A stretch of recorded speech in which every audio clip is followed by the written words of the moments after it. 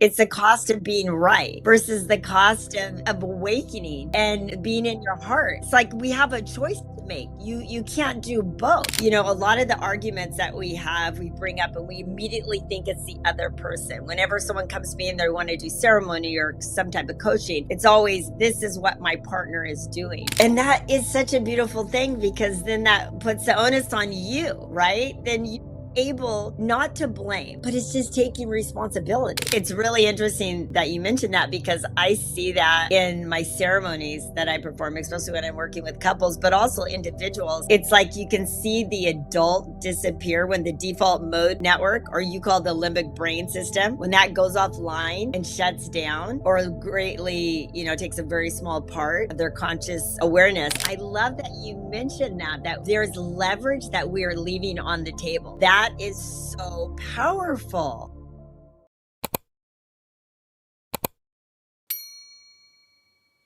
Uh, Welcome, everybody. It's Dr. Mark Waller with the amazing Rochelle Lane, and we're here to talk about conscious relationships, the Lion and Unicorn Live.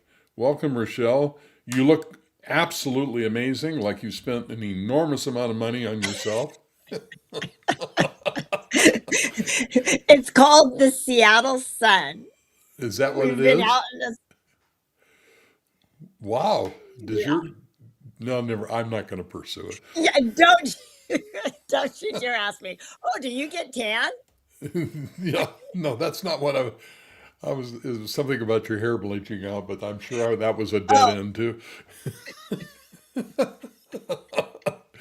Welcome, everybody. If you have questions or comments today, we have a rousing discussion planned, and I got to tell you, I have a dilemma. Let me tell you what the dilemma is. uh-oh. Uh, we do this live stream on Monday. I do a live stream on Thursday evening called The Chrysalis, The Becoming. It's about people going through transformation. You literally get to watch them transform from one week to the next. And they're incredibly energetic and well received. Um, but AI is telling me they're not making as much of a contribution as they could to the channel. Uh, I know. So do I ignore AI and plug ahead? yes, Okay, all yes, right. So I get enormous energy from doing these live streams. yeah. So it's just really amazing. So you're up. You sent me some bullets. They were very intelligent. Lead off. All right. So I really wanted, and I know and again, please continue to send your live questions. Even if we're on a subject, we still want to hear from you. It doesn't have to be directly related to what we're talking about. Just, within the realm would be great. But so as I'm preparing, uh-oh, can you see me okay? It looks like I'm frozen a little No, bit. you're fine. You didn't freeze Okay, on my great. end. Okay, so it must just be my end. I'm house sitting on the lake here, so signal might be choppy, but we're not in conflict with our partner, but we're in conflict with ourselves. And the reason why I chose this subject is because in the work that I've been doing for the last 7 years, and recently the last couple of years, really working with a lot of couples, I've just found, Mark, that a lot of the arguments that we have, we bring up and we immediately think it's the other person. Whenever someone comes to me and they want to do ceremony or some type of coaching, it's always, this is what my partner is doing. So I wanted to start up with, like, when's the last time we had an argument with our partner or our spouse, and ask ourselves just one honest question. How old did you feel in that moment? Or maybe even after the argument, because here's what I've noticed is that almost never it's the adult talking. I Right. almost always feel immediately I'm taking back to something I remember as a child, or something my dad did or my mom said about me. And that's kind of what I want to talk about. What our discussion is today is that it's not the other person's fault. We're looking at our mate. It's not their fault Right. that we feel the way we do. So we're in conflict with ourselves. And that's what I want to talk about. So, what do So you think about that? well, that's an interesting question because I got a comment from one of my videos the other day, And the comment was the guy went on and on about he's obviously a unicorn. His wife is obviously a lion. And he's complaining about how she yells and screams and she wants to control everything and on and on and on. And he says, when will she understand what she's doing? And my Oh, answer, yeah, oh yeah. And my answer to him was right after you understand what you're doing. nice. Well, I couldn't help myself. I'm getting to the age where people expect me just to be angry and crotchety anyway, so why not just lay it out there? Let's not disappoint them. So the question I ask people when they talk about their partner is, what does it say about you that you needed to Yeah. be in a relationship with this kind of a person? Yes. And it's a question Oh, that people don't even consider. Oh, what does it say about me? Well, there's a lot of valuable information. and that is such a beautiful thing because then that puts the onus on you, Right, right? Then you're right. able not to blame. And I want to get over that. I want to make sure we go over that because I have had people mention, I've had some clients or even people that have watched our videos and they're saying, well, then are you saying we're to blame? It's our fault. And it's not a matter of the blame game, but it's just taking responsibility. Right, And remember, as we're waking up, you've said this so many times, as we're beginning to wake up, taking radical responsibility is a part of being a conscious person, right? right.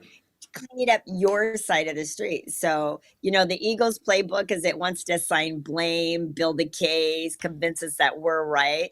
But Yep. as we wake up, we have to start growing, we have to start maturing and just taking responsibility for that.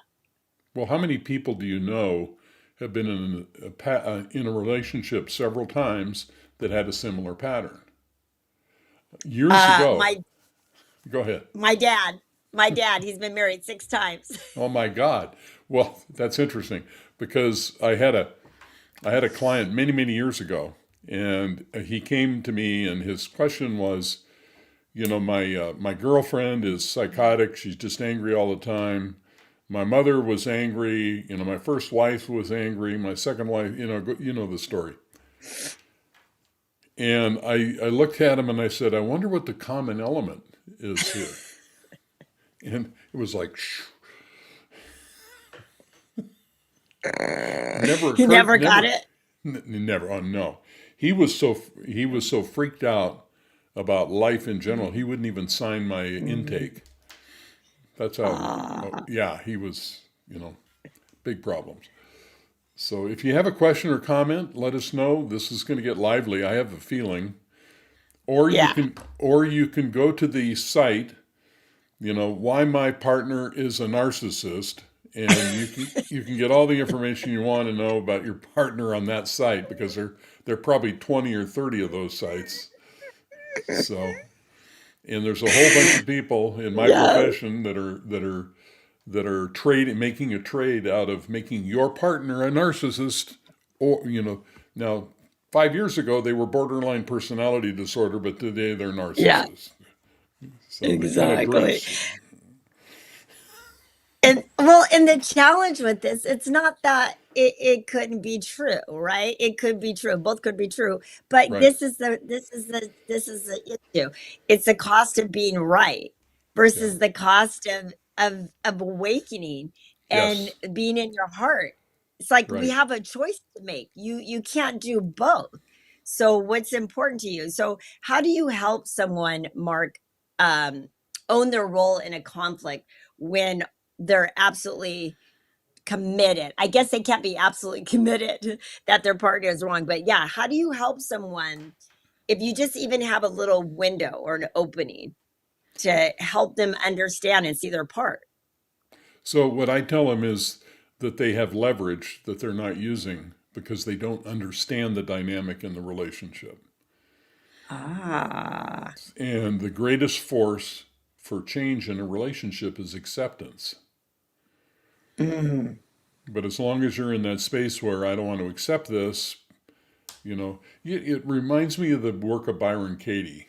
Are you familiar with Byron Katie? Yeah, Yes, the work. yeah. By the way, moment mindfulness is more effective than the work, but in any event, yeah, when you turn it around, you say, you know, and people would come to her and say, "My husband doesn't love me enough." And Mhm. she would say, "Your husband doesn't love you enough?" "Yes, he doesn't love me enough." And then she would say, "Is that true?" True. Yes. And then she would say, "Is the problem your husband doesn't love you enough, or is the problem you think your husband doesn't love you enough?" Yes. And and believe it or not, when you get defensive and you get into that position in a relationship, you actually make yourself pretty unlovable. Hmm. So, so it's pretty hard. You know, if you turn yourself into a cactus, it's pretty hard for somebody to come up and give you a big hug.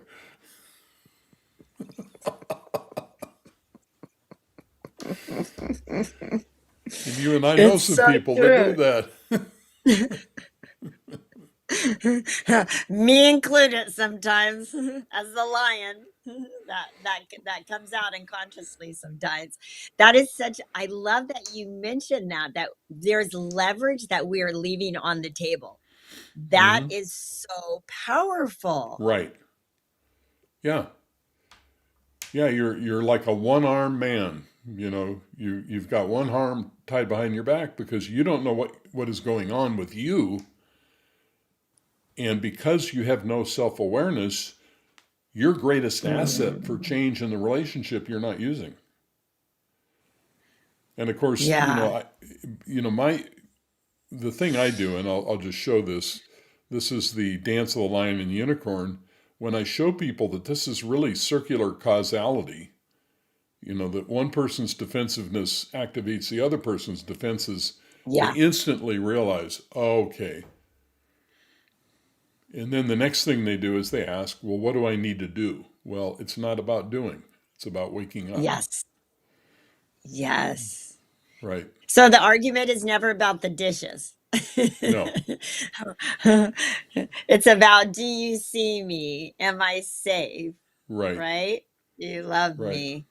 And it's really interesting that you mentioned that because I see that in my ceremonies that I perform, especially when I'm working with couples, but also individuals. It's like you can see the adult disappear when the default mode network, or you call the limbic brain system, when that goes offline and shuts down or greatly, takes a very small part of their conscious awareness. What happens is the adult will disappear and you will start to just clearly see the child come Right. online, and it's just like, oh my goodness, they just transform instantaneous when that ego disappears, and it's like the sadness, right, that they've been repressing or suppressing will come right up, or they'll be able to recall a story, Mark, that they had never even thought made sense or was even a big deal in their life, and immediately they go to a time they were at school, a time their parent did something to them, a time something happened to them that really that struck them, but they just washed it off as like, oh, that happened in my childhood, and they didn't know that that was a moment in time that forever changed them. Well, the other thing I this morning is just a good example. I had a client this morning, and he's going on and on complaining about his girlfriend and that she won't give him this and won't give him that and doesn't do this and doesn't do that. And I said, you know, does that remind you of anybody from your past that treated you the same way? And he says, oh, yeah, my Yeah. dad.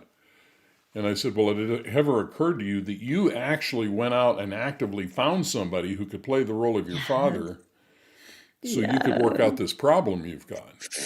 And it was like, oh. And here's the problem, and I know you see this, is people understand these principles. There's a lot of people that don't. You know, that's a problem. Yes. But people understand and they think they get it, but they don't get it. They Yes. understand it. You can have a Yes. discussion about it. It's philosophical. It makes all the sense in the world. But the moment they're standing in front of the partner, they're a 5-year-old again. And so Exactly. And so the ability to be self-aware just disappears in the moment. And then, Yeah. but then when you get them in, counseling or in a ceremony or in a group or whatever it is, oh yeah, I know what this is about. I've worked on that. I did rebirthing with Gertrude a number of years ago, and I mean this is the stuff I hear. Yeah, I'm taking natural vitamins. I mean, I know you hear all this stuff, but the bottom line And is, go ahead. we're not laughing because it's wrong or bad. We're laughing. I'm laughing because I've done this too. Like in the past, this was my thing in dealing with relationships. So I'm laughing because I'm just agreeing with everything you're saying. It's just so true. This is the unconscious human condition. So I'm Yeah, laughing. I don't want to push anybody away or like, you're not wrong or bad. This is just our human conditioning of the ego. yeah, that's what it is. And so, but the key to the whole thing is present moment awareness. Yes. And as long as you're identified with the voice in your head, which is the story being told to you by the default mode network, you're not Yes. you're not conscious in the moment, and you're going to be hijacked and swept up into your defenses, and it's Yeah. a problem. And so I have two questions for you, Rochelle. Number one is, how do you get people out of that story of how good they already are and how much they've already figured out? How do you get them to move off of that? That's the first question. Huh. Well, it's going to depend on someone's ability of self awareness. So, not everyone has the same ability to observe themselves, Right. right? And some people are further along that map and have made more mistake than others. So, they're willing to take responsibility for their life. But the first thing I try to do is just get people to see their part of what is going on. Take responsibility Okay. for how you're showing up. And if you can have just a little bit open the door of that much self awareness of observing yourself, of literally being able to see yourself not as the character, remember, or you like to say, not as the voice talking, the thinking, sorry, not as the thinking voice, but if you can just see yourself a little more as the observer, you'll start to become more and more aware of how many times and how much you go unconscious. And so I think that's the first part is just to open up someone's understanding of awareness, what that actually looks like. So that's a perfect lead into what you and I both do. Um, and I'll tell you how I do this, and you can tell the audience how you do this, Rochelle. But the first thing I do is teach them moment mindfulness, Yeah. because all of this is being driven by an internal dialogue, all of it. And Right. as long as you Yes. believe you are the voice in your head, you're going to do whatever it tells you to do. You're going to buy that interpretation because it's being dictated to you. Oh, she doesn't love you. She doesn't care about you. Whatever it is. And so the first thing I do is I teach them disidentification, which results Yes. in an emotional and psychological awakening. And they can immediately see what you just described. They're rationalizing, they're justifying, they're making Yes. excuses and not taking responsibility. They will sit in front of me and call themselves out. Yes. And now I I've know seen you, that. and if you're interested in moment mindfulness, there's all kinds of links going to be in the description. We do workshops and classes and all kinds of stuff. I've written books. But Rochelle, what is it about ceremony that helps them do the same thing? Well, I love that you mentioned that they begin to see that they're not their thoughts. Because as we know, that is part of the human conditioning or the ego, the limbic system, that is literally fighting against ourselves. We Right. have this part of us, the divine part of us, the soul, who is having a human experience. And that divinity is actually in direct conflict to the humanity who thinks it's real, or AKA the ego, who Mm-hmm. wants to convince you that it's real. So thank you for like just saying that, because I personally, and I want to say a little bit about mindfulness, because that's how I found you. I was actually just doing the exercise when I found you on a video, and I just noticed like, oh my goodness, wait, there's nothing there. And I kept doing it because I thought, well, there must be something missing or I need to do more. And it was so simple. I just kept thinking my next thought, observing it, and noticing that it just created this space. And then there was just a stillness. And it was such a beautiful awakening for me. You know, as everybody says, well, then it comes back. Well, that's not the point. The point is, I was able to feel that gap or that space. And it just Separation. was like separation. There you go. It Yeah, was this separation. And immediately I was like, I can't be that voice if I'm the observer of it. exactly. Who was Exactly. that? Right. so so that's what I loved about your work, Mark. And I've taught many of my clients, all my coaching clients that I work with. I do spiritual coaching and integration work, all of them. That's part of the work that we do. I teach every single one of them your mindfulness. Unfortunately, it's so simple that they just can't they it takes a Yeah. little bit. It takes Right. a little bit of time and practice to continue with it. So, but the simplicity of it is something that I teach everyone. I think the difference, though, in ceremony is it's done for you, Oh, because right. there is, you know, certain plant medicine that actually takes the default mode network offline. It Right. automatically puts you in this now present state.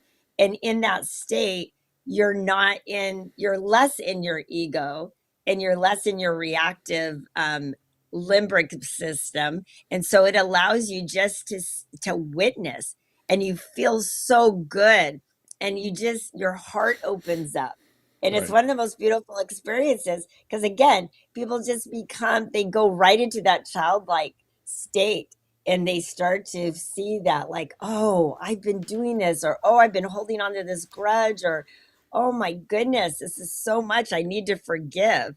So to me, it's all about that default mode network. It's all about setting that aside, getting out of the ego, and being able just to really get present to being awake and being aware in this present moment. Yeah, I got to say, for those of you listening about Rochelle's experience, she was pretty advanced down the road on all this stuff before she met me, and then she did Moment Mindfulness, had this big breakthrough, and the part you left out was you instantaneously understood the dynamic in your relationship in a new and different way. And I remember distinctly, without getting into details, you were able to alter your strategy, and it changed everything almost within days. And so, True. one of the things that happens when you awaken, whatever route you want to take, when you awaken, you're going to look at this other person and yourself, and you're going to see how you're reinforcing the behaviors you don't like, and you're going to Yeah. stop doing that. And it will heal the Yes. relationship almost instantaneously. But the other question I have for you, that I've never asked you, I'm just very curious. You talk like somebody who's been doing couples therapy for 20 years. Where did and trust me, most therapists don't talk like you talk. Where did you get this information? How did it all come together?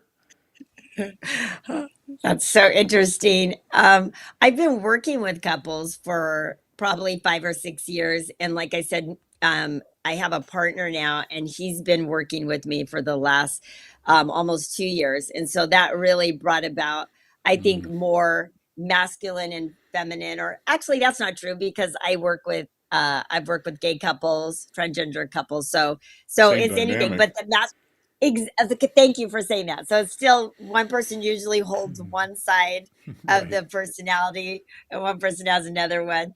right. So, but what happened is, because we have this new dynamic together, I think we just started attracting people that knew they wanted to do this with the person they love. Like, what better way to be able to, if you're going to do conscious, um, if you're going to start investigating your consciousness, what better way to do it than with your partner? Of I don't course. know that. it's funny you say the experience.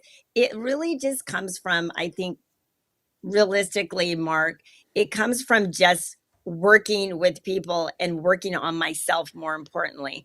I have done, I am so committed in this life to my own personal awakening with myself, with my family, with my partner, with everyone around me, that I think that just automatically opens me up to be able to be really present with people. And I think in traditional forms of therapy out there, and I know you've been a psychotherapist for 30 years now, and that's, we just totally hit it off and we have the same exact understanding, because beyond the therapy and beyond the modalities, there's just something that's much higher, and that's Yes. getting out of the program and being present in your life. That is the most highest form of living your life and being of purpose to yourself and those around you that you can do. Ram Dass, my favorite quote I always tell people is, he said, the most important thing you can do for me is work on yourself. The most important thing I can do is work on myself. And the highest thing a being can do is wake up in the middle of an incarnation. So I think it is time for us to wake up.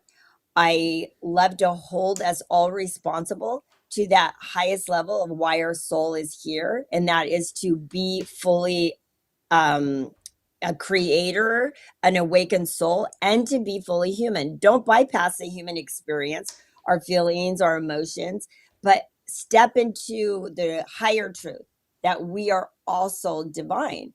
And that's really time for us to wake up. I just see a lot of things that, like you said, the whole thing about narcissism, or you know, I'm in, what is the that term in new relationships? I'm, when one's a pursuer, it's like the line in the Oh, unicorn dynamic. You know what I'm talking about. I just, avoidant yes, attachment. Yeah. attached. Yeah, attached and avoiding. And those are all beautiful terms to for us, but they're starting points. They're not places we're supposed to live. And how I see a lot of things out there, and this is just my personal opinion, is that those are great places to invite you to explore, but don't stay there. Dive in and start seeing where you are getting stuck and where you are constantly in the same loop over and over again. And they all are around waking up. Wake up. You know what I see so often is people get a diagnosis and they Yeah. stop. Well, I got my Yes. diagnosis. I'm dismissive Yeah. avoidant, and therefore I don't have to work on this anymore. And Yeah. that's a real trap. If you're listening live and you have questions or comments, I can't imagine you wouldn't. So please, please put them. We'll put it up on the screen, and you can add richness to the discussion. We've got a lot of really special, intelligent, very sensitive people who watch these live streams, Yeah. and you make a huge contribution. So, what when you do a ceremony, I know you've got a workshop coming up. This is it September, October. October. Yeah. Now, how do you now? Is it oriented toward couples or individuals? Yeah, so I do both, but this is a brand new one. Thank you for opening up there, Mark, or letting me speak about it. But A yeah, little so it's kind segue. of a little segue there. So we came up with a word called yada, and it means to be fully seen. It's a Hebrew word, and it's actually a word that was used in the book of Genesis when God was saying that Adam got to, or knew Eve, saying that he knew his spouse. And it just meant when we did a little research, me and my partner, it meant to be fully seen, fully known, and deeply led. So it was like a connection of the heart and soul. And so that's what this October 9th and 10th retreat is about. It's to be um, a way where couples are actually able to see each other without the ego, see each other through the heart.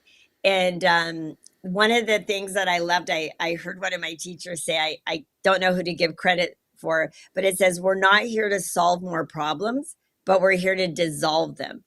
And that is what this ritual, this retreat was going to be all about. It's not going into all the stories. It's not digging up all the things that they've done in the past. It's not giving you new modalities to figure out how to, respond to each other. It's literally dissolving all the things that are standing in the way right now by giving you a deep, intimate connection with your partner. And if you can do that, then all the other things will come so much easier.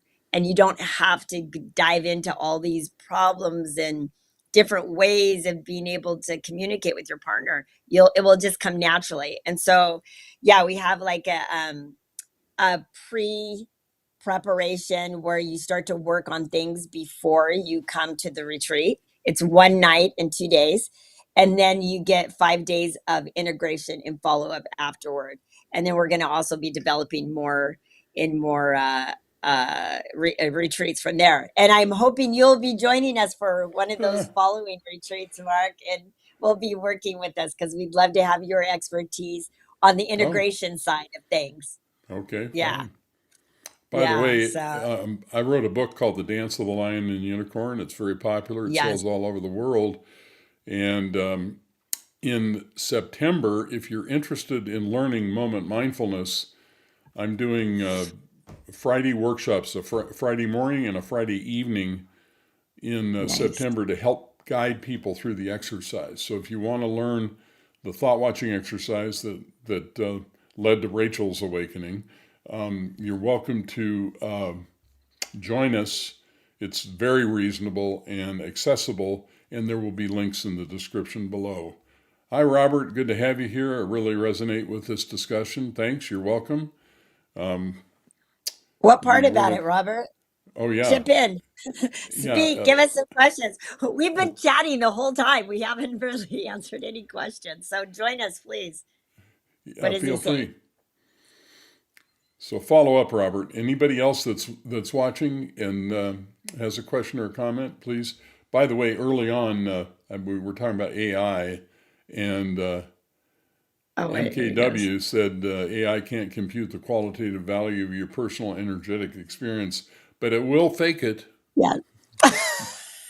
You you need to give it a skill, and then it could be very empathetic.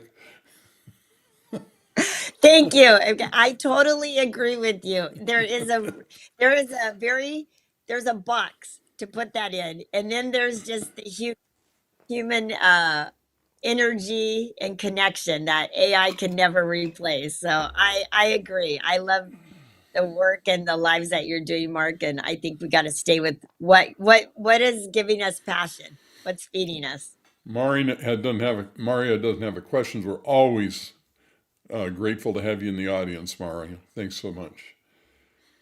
So, what else is on the couples docket today?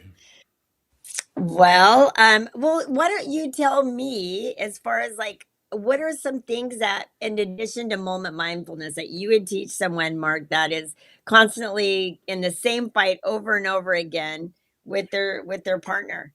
Like what advice do you give them? Well, the first thing I do is I show them this, Okay. and invariably one is a lion and one is a unicorn in almost every single relationship, and they know that they have been in a cycle.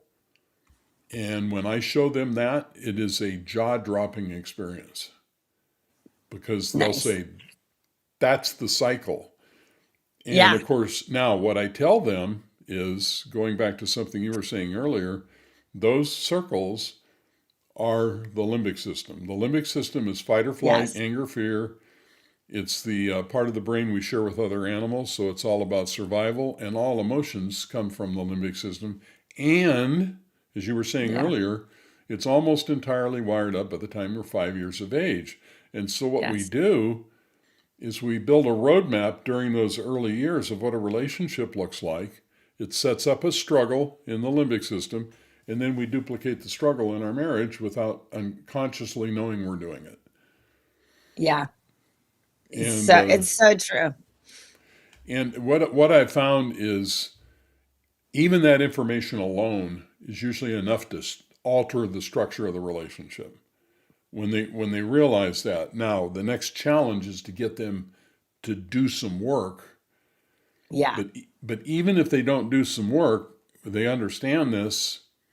Yeah. It when people have read my book, this book, The Dance of the Lion and Unicorn, is not self-help. It's a book that explains this whole thing here. And even as people are reading the book, their relationship starts to change.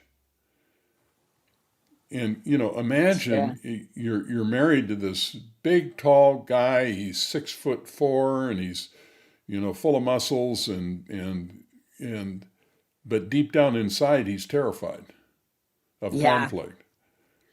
Well, if you're married to this man and you suddenly realize that, it's going to alter the way you see them entirely. Yes. Okay. I'm so glad you mentioned that because I think that is very similar to what happens in our ceremonies is people, you get to see them through the eyes of love. You see them as just another being just like you, doing Yeah, the best they can. And right, that a level of being able to accept that person for who they are versus we've built up this whole story of who they, how bad they are and how much they've hurt us. I mean, right. that will change things right away. So do you think that it only takes one person to change a relationship, or do both people have to be on board, Mark? What do you say about You that? know, I get this is an excuse that I hear from people all the time who come Yeah. to therapy. But see this is a system, and if you change any part of the system, the whole system will automatically change. Oh, I like that. And so, if you start making uh, alterations to the way you respond in a relationship, it Yes. instantaneously changes the Yes. response of the other person. Robert is saying, being responsible for Yes. my part and compulsion to wake up. Excellent, Robert. Thanks for that. Good job, Robert.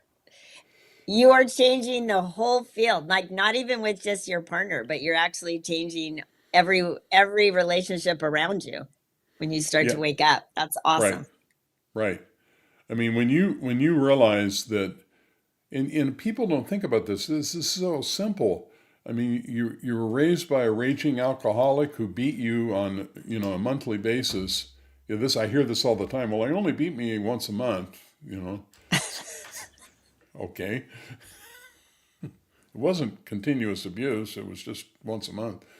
So people have no concept of how these things affect their relationships. And I'll look at them and say, did you honestly think, being raised that way, you were going to be able to get up, grow up, and get married and not have any problems? No, it just Yeah. doesn't work that way. And so, you know, there's always the invitation to go deeper, because once you see it, you can't Yes. unsee it, and it changes everything. Ah, this is so powerful. I mean, I really think that we have just laid out so many gems. We should go back through and just take like so many little quotes that you said that I think really, if we not just listen to them, like you said, not just hear it, because people are smart. I can quote all the correct terms and I know all the different relationship modalities, but it's like just sit with it for a little while and waken yourself up and Well, become really present. Like this is life changing. I love this conversation. well, do you realize that people don't know, and sometimes this is absolutely stark, that there's an absolute parallel between their adult relationships and their childhood relationships. They just don't even know that. And Mm, they and honest they when I talk to them, they will literally tell me what it is without realizing they're telling me. mm, And when I feed it back to them, they're just shocked. yeah, How could this be? Well, you were raised in this certain way, and that doesn't even have to be abusive or difficult exactly. at all. Yeah. It just lays down a pattern, and you were raised in this certain way. Can you see that pattern in your marriage? And of Yes. course, they instantly can see the pattern. And I'm saying that Yeah. these two are related. You have recreated this pattern. You recruited this person to be the way they are because you needed that. And one of the examples I will use is that it's a proven fact in research that 80% of women who are raised in violent households marry men that beat them. Wow. Why do they do that? Because it's what they know, it's what they're familiar with. And so what we do is we build this familiarity, with whatever goes on in childhood, and we duplicate it because we figure that's the way things are supposed to be when we never question it. Yeah. But it's the core of what's going on in your relationship, our childhood patterns being repeated over and over and over again. Well, you just said something that should blow up the internet. We recruited our dysfunctional relationship so we can grow. That's what the soul does, though, right? The soul isn't here to just give us our happiness. It's really here to end us or to end us out of suffering. And that is Right. suffering can end when we wake up. Okay, here's a comment. Mario says, it seems I increase in awareness bit by bit just by watching these videos. That's very kind of you, Mario. That's very kind. Yay. So here's a fact. The limbic system builds a job. Okay, what's the Yes. job? The job is I need to get my father's approval. Yeah. Okay, so now I'm going to go out and I'm going to find Rochelle, and she somehow fits. Now, this is all done in the nonverbal part of the brain, in the right hemisphere. I look at Rochelle and I realize, oh, she can play the part of my, non-approving father. So I marry her. And then I maneuver everything that's happening into a way of seeing that I'm not getting approved of. And, that's the way we recruit. We recruit somebody that we non-verbally know will, have the emotional landscape we need. And then we coach them into exactly Yeah. how to respond so we can keep struggling. This is an interesting question. How long before the watching thoughts before I wake up? I try to do it anytime I'm alone and able to. So if you're doing it without any bells and whistles and all the other, things that we tend to clutter this with, if you're just doing it very cleanly the way I teach it, it takes days, not weeks. So he says, we aren't in a relationship to be happy. We're in a relationship to become absolutely. Yes. We aren't Yes. in an incarnation to be happy. We're in an incarnation to be conscious. If life Yes. has any meaning at all, everything is there to Yes. make us more conscious. Yes. And if it's And, not true, go have some ice cream. no, the great thing, no, the beautiful thing about that is that ends your suffering right there. Right. That is the end of all suffering. If you can understand that, oh, this is all for me. So, what is the question you asked in the very beginning? You said, what does this relationship say about me? Yeah, exactly. Right? So, what Right. I'm going to, what does this say about me? And again, not in the self deprecating, blaming way. That doesn't serve anyone. Shame, guilt, that's not what we're talking about here. We're talking about radical responsibility. Wow, I just found your channel a few days ago in my awakening journey, seeking to focus on being present and observing. Have experienced when successful, the thoughts do drop. Thank you. If you need any help, we're here to help. We do one-on-one coaching. We have small groups, and in September we're going to have some big groups where we're going to, teach this. And if you are very conscious about the comments we're getting on the videos, people are doing it and they are waking up and they're reporting that. Yes. This is not Yes. self-help. This is a real thing that works. I just Yeah. finished a video this morning on Ramana Maharshi's I Thought. And let's close with this because I've got a call in a couple minutes. Just a teaser. Look for my next video. Ramana Maharshi's I Thought is not a thought at all. It's been mistranslated. It really means the I sensation. And Mm. and I call it the felt sense of me. And when you hear me define it that way, you're going to know exactly what he's talking about. One more comment. I'm not yet able to see that I sought out my partner to repeat the childhood patterns and awaken from them, but I do see the lion unicorn dynamic pop up strongly when I'm with my mother. Okay, so you got a leg up. Take that Yeah. and run with it.